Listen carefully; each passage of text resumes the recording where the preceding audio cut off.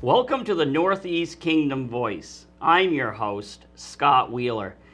Today's guest is Brandie Slicer, the woman behind the scenes of the Northeast Kingdom Voice. Welcome to the show, Brandie. Thank you. How does it feel to be on this side of the camera on this show? A little bit different. You know, tell me, leading up to the show, are you all often wondering what I'm going to do wrong? Because I give you a lot of work. Actually, yes. Actually, Todd and I have started placing bets as to how many takes it's going to take to get started. Now, to the viewers, what we do is when we begin, they do take bets. How many times it's going to take me to get through the intro?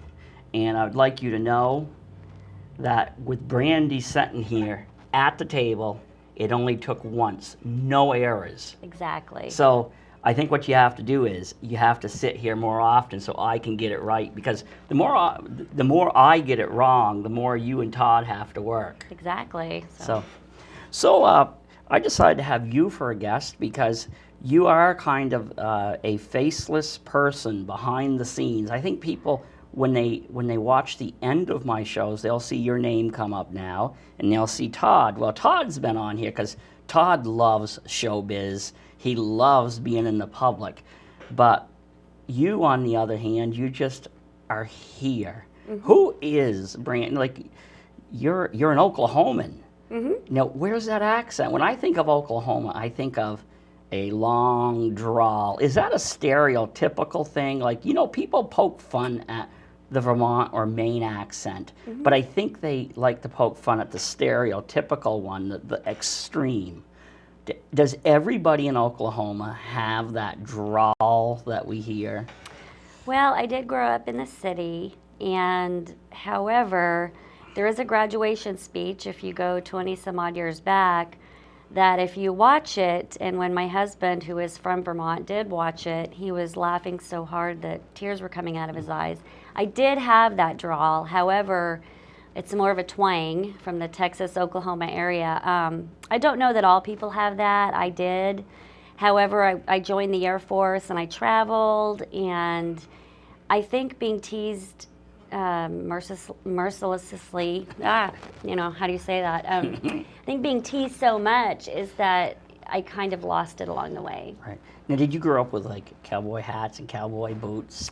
No, not really. People tend to, that's kind of a stereotype. Right. I grew up in a really large city, and I thought chicken came from the local grocery store, and actually learned a lot more about dairy farms and cattle ranching and things like that after I moved up here 20 years later. Right. So, well, you talked about stereotypes. It's kind of like there's a lot of stereotype about Vermonters. Like, I do have two brothers, but they are not Daryl and Daryl. Right. And right. Or, you know, I think the media or comedy kind of stereotypes us maybe a little bit too much. But I have a feeling you've experienced the stereotype of being an Oklahoman. Oh, true.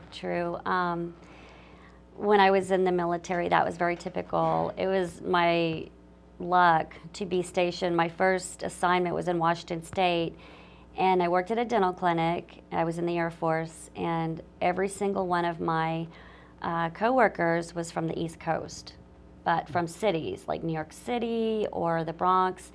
So I know what that's like to be stereotyped.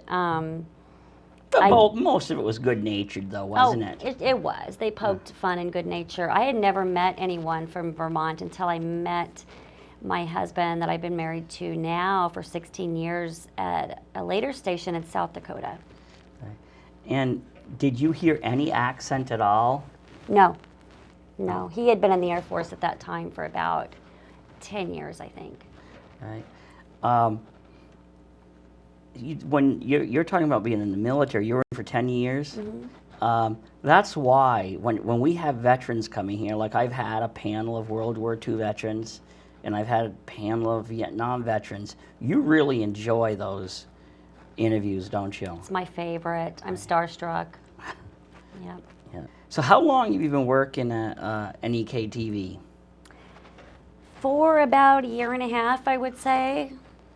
For about a year and a half, and I kind of stumbled onto it. I'm a teacher by college profession, and I was substitute teaching, and I was looking for something to do in my off time, and they needed someone to do some local field production, and I came in and said, well, I'm willing to learn, and they said, well, we're willing to teach you, and I learned, and I loved it, and then an opening came up, and for a part-time, quasi full-time position, and I kind of fell into it. And you have been Todd's sidekick ever since? Pretty much, yes, yes. Now we both agree that Todd likes the limelight. He's a radio personality. He goes down to Nashville. How is he behind the scenes? A very, very genuine, nice person, a very good person. I know on the radio at times he can seem a bit harsh or negative, but I think people need to remember that that's a character. That's not real. That's entertainment. So when he comes off trying to act liberal, he's actually on the right hand side of the political scale, well, because him trying to come off liberal, that's just part of an act, and he's actually a member of the Teabag movement. Oh, definitely no. He is liberal, as am I, and that's too bad. Yeah, well. I guess somebody's going to be wrong. Yeah, well, my father-in-law would agree with you. We've been having a sparring contest on Facebook, as it were, but yeah. So, one thing that struck me, another reason I wanted you on is, while Vermont has some bad traits, Vermonters, we all do. We have some bad traits, but the one thing is, I don't know if we're naive to the rest of the world, maybe just blissfully naive, but we're still really nice to each other for the most part. And, because we don't think that bad things happen here. And when they do happen, it really takes us by surprise. Now, I think with the recent murder of Melissa Jenkins, the teacher in St. Johnsbury, that kind of shook our world, because we're not used to that type of murder. I know murder is murder, but there are some types of murder, like random or just senseless murders, really rock us. Do you think we're different than the people you grew up with, or do you think we're pretty much the same?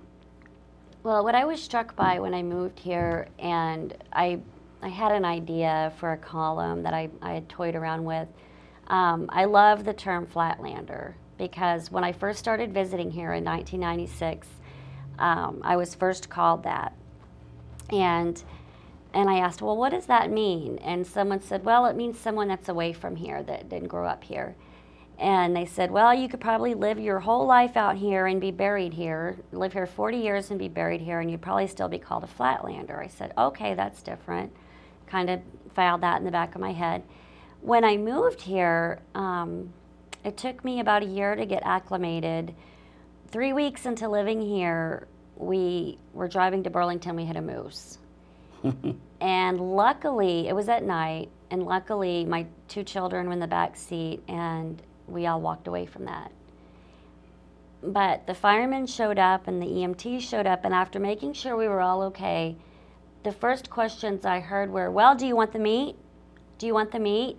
And I was just shocked and stunned, and no, I don't want the meat. Oh my gosh. Oh. A year later, almost the same place, my husband hit a moose, and the same question occurred, and it just didn't even occur to me. When he came home, I said, well, did you get the meat? Did you, I had gotten kind of acclimated. At the same time, in that year, I started seeing a way of life around here that I haven't seen anywhere else, and I've traveled all over the place in the military. And for instance, one thing I can think of is that I had picked up my son from a summer program, and as you know, well, maybe not you, but I had gotten lost on some back roads Don't take dirt roads in Vermont Right. if you don't know where you're going. Especially if you don't have gas. Right, and I was low on gas and no cell phone signal, and I ran out of gas. And I saw a farmhouse. It looked like kind of an auto garage off in the distance. So I got out and I just kind of walked up, and a man greeted me out front. He looked like a farmer. I said hi, introduced myself. He introduced himself, and he was very friendly. Told him what had happened, and he said, well, here's the keys to my truck. There's a gas station about 2 miles down the road there. Take a right. In the meantime, he's talking to his dog, and he says, Rufus, get out of the front seat there and let this lady get in there. And I just was in shock, coming from Southern California, that this man would not only hand me the keys over to his truck, he handed me a gas can, and then proceeded to ask me if I needed any money to get gas. And it just astounded me, and that he would be so kind and trusting. Well, I know, I think I've had that, I think I've shocked some people up by our house, because we have a hill we have a hill in front of us, and it's really not much of a hill. But there's people who go to Al's Snowmobile up there to buy snowmobile parts and that, and for the life of me, I don't know why they can't make it. But they're coming back from Al's, and they get to my hill on, say, an icy day or, a slippery day, but still the hill isn't that bad, and next thing you know, they're sideways in the road or they're in the ditch, and then I'll go out, help them out, and have them make another run on it, and they'll do the same thing. Because you know what they're doing, you've probably been here long enough, is you don't step on the gas too much, because you just, and there's been some people where I've just said to them, okay, get out of the seat, move over, and I'm going to drive you, and I'll drive them half mile up the road and get out and walk back. I've actually had someone do that for me. Right. And because, when you grow up here, you kind of, even well before you drive, I think you're taking in things about driving on the winter roads, and that you don't even have to be taught, just because like, I've often wondered, like, without you growing up in the snow, when the first time you drove in the snow, what was it like? Because I would think it'd be so much different for a person who didn't grow up in it. Terrifying. In fact, I did go off into a ditch in Morgan, and it was terrifying. And I remember slogging across later became great friends with these people, but I slogged across their cow pasture, past their cows, terrified. I think I was in shock. Their cows looking at me like I was crazy, and knocking on their door, and they were so kind. The lady of the house invited me in for coffee. Their boys talked my ear off. The man called his older nephews out to come and pull me out. They were, again, so welcoming. I felt like I had stepped into a painting, or stepped into a decade of years past, like my grandfather used to talk about in Wisconsin, where people just were kind. And since then, I've learned to drive in the snow and in mud season, and my children are learning, or my son is learning to drive here now. But to answer your question, terrifying, because there's so many things that you don't expect here. Right. And you have to keep aware of other drivers, and you have to keep aware of animals. Right. And and you have to, if I know you probably like animals, but if you have an animal go in front of you, especially on slippery roads, hate to say it, poor animal, because exactly. Because you can't just crank the wheel. One thing that I know really gets a lot of people, and I notice it when I'm say out in the plains. When I'm out in the plains, as in the Midwest, the West, you can see where you're going for miles and miles. Here, when some people move here, even in the summer, they find it unsettling that you have so much of where you drive, you can only see a few yards in front of you, because you have hills, you have corners. And did you notice any of that? Oh, definitely. I told my husband I felt claustrophobic. Whereas I've noticed people that have moved like from here, from New England to the Midwest, have said they've missed the mountains, they felt missed the comfort. And I noticed, it's funny that you mentioned that. My son, that we've lived here the past 4 years and now he's learning to drive. The other day a deer darted out in front of us, and instead of jerking the wheel or anything else, he lightly tapped the brakes instead of jerking the wheel. No, I know legally or technically you're not supposed to do this, but a lot of people, when they drive on back roads, on the dirt roads, they're not to the right. They're right down the center. Right. Just because, so then you have a little more room to play with. Yeah. Do you catch yourself riding down the center of the road yet? Oh, yes. Yeah. In the past 2 years, probably, yes. Yeah. As I said, I don't think you'll find that in the. I don't think you'll find that in the law books that that's something you're supposed to be doing. Right. But I take for granted all of this because I was born and raised here, and what I say is some of my ancestors have probably been here since the glaciers first pulled out. So although I travel a lot, and I find good people almost wherever I go, and I'm one of these people, no matter where I go, I usually find beauty of some kind. Right.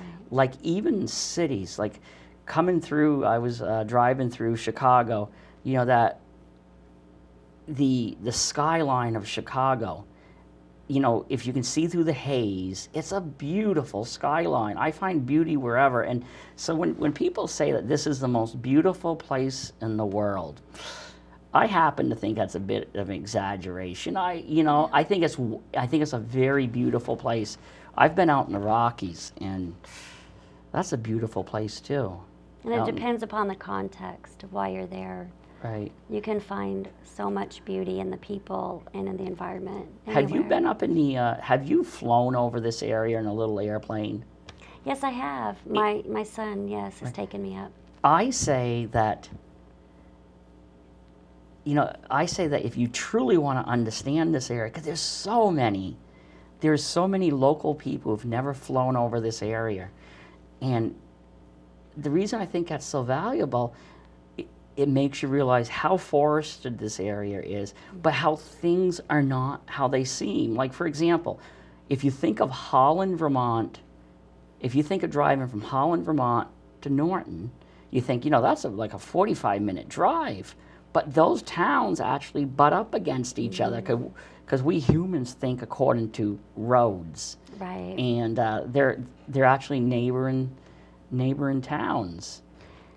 That was a misconception I had coming here, because coming from Southern California, I would say, oh, well, that's, we could live in Newport by your family, Jim, and my husband, and you could commute to Burlington. That's not that far. Right. What I was not thinking about was there was no interstate connecting those two. And what do you think about that? Is that a good thing or a bad thing?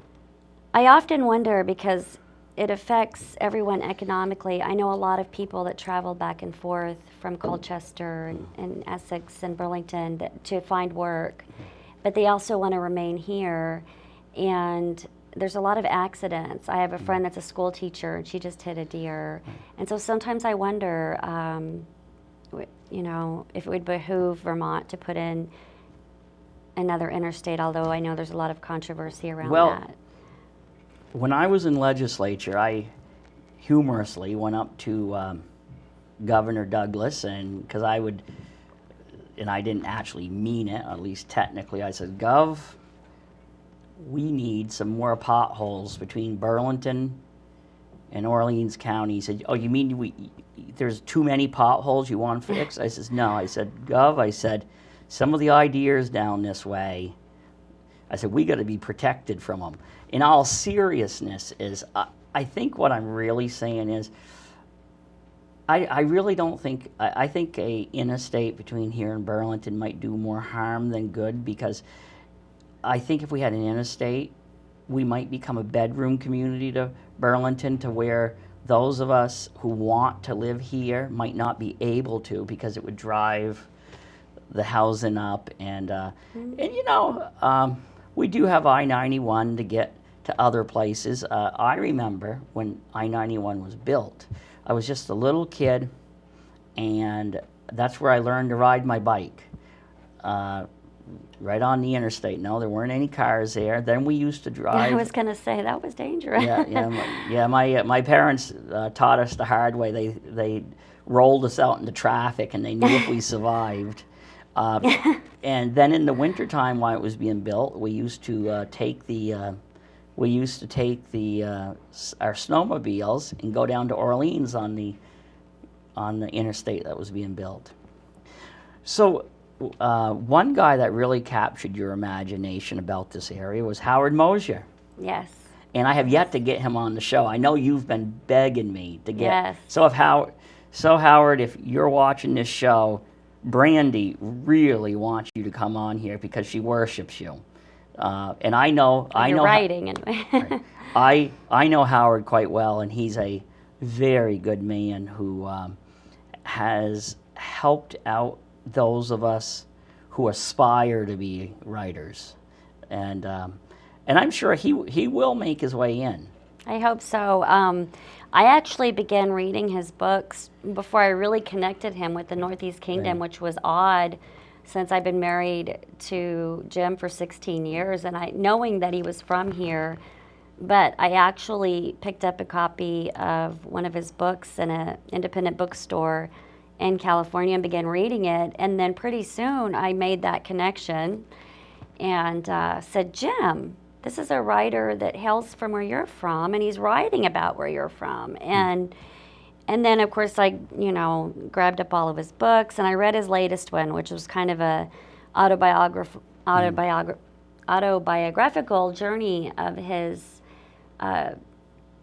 journey across the United States, where he visited various independent booksellers, and about his book, Walking to Gatlinburg.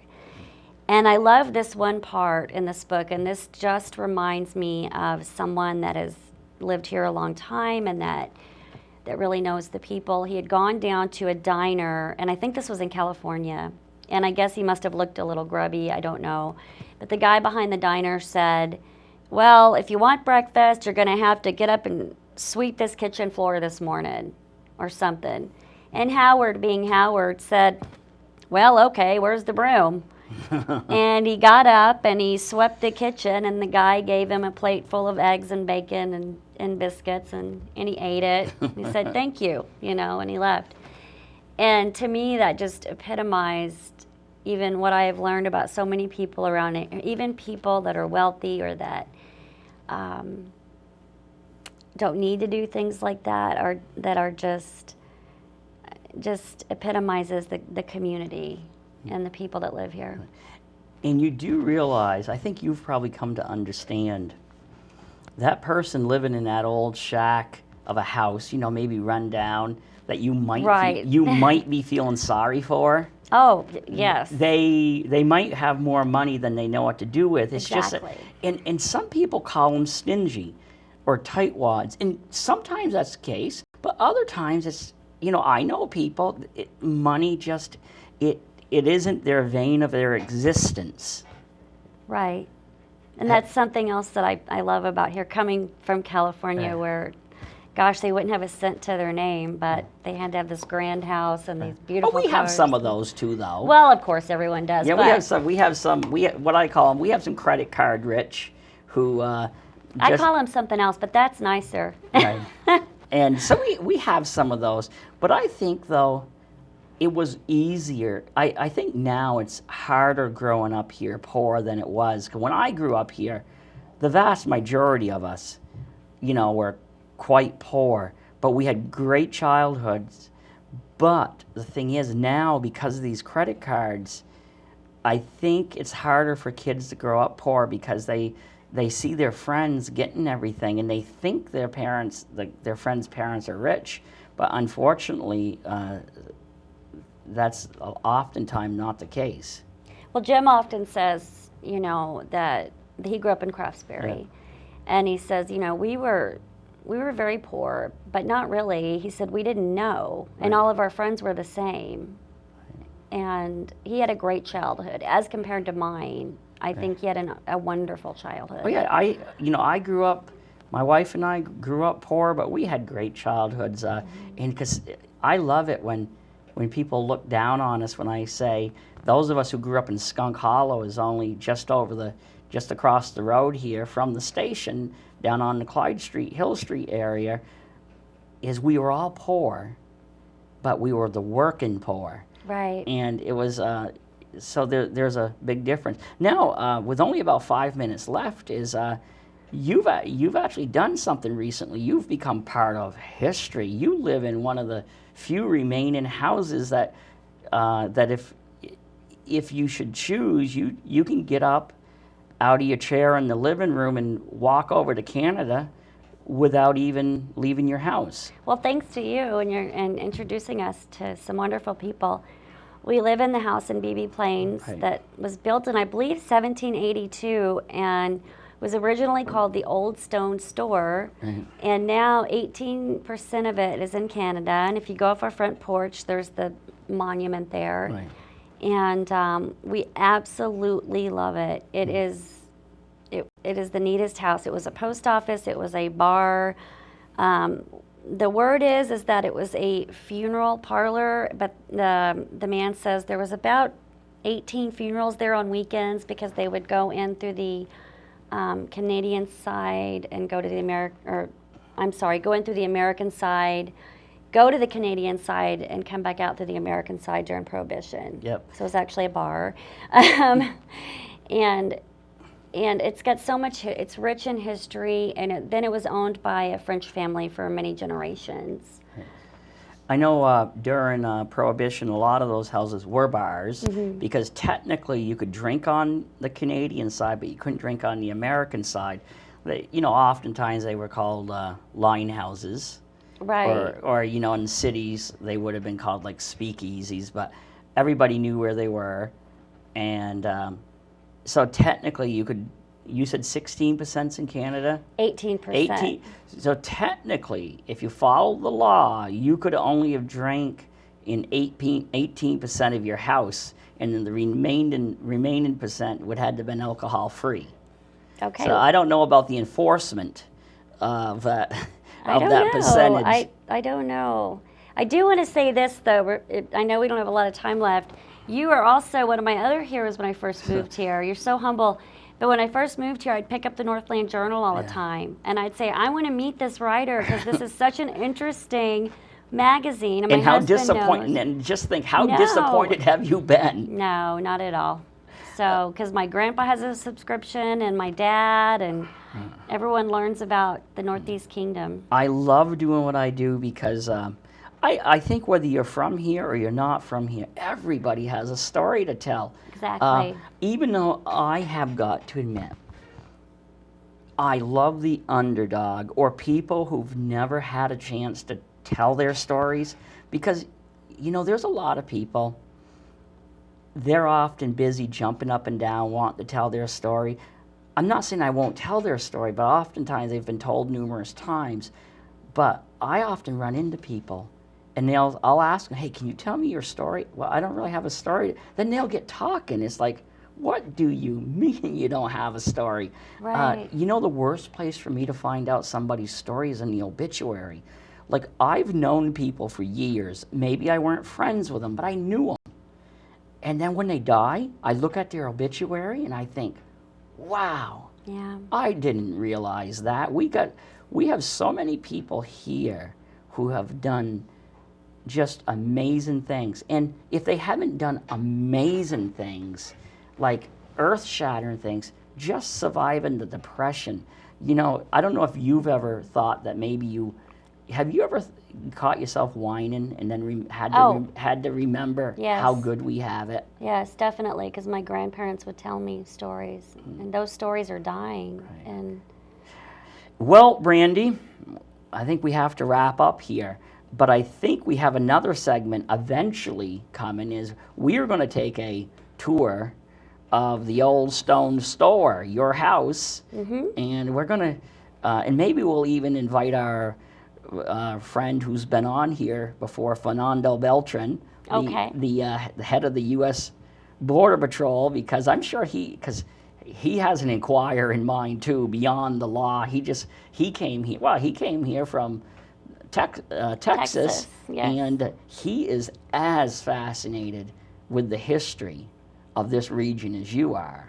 So, okay, well, thank you for coming out from in back of the camera. Well, thank you for having me. And by the way, thank you for making me look so good, because if it wasn't for you and Todd, I would look a lot worse than than I do when I come out.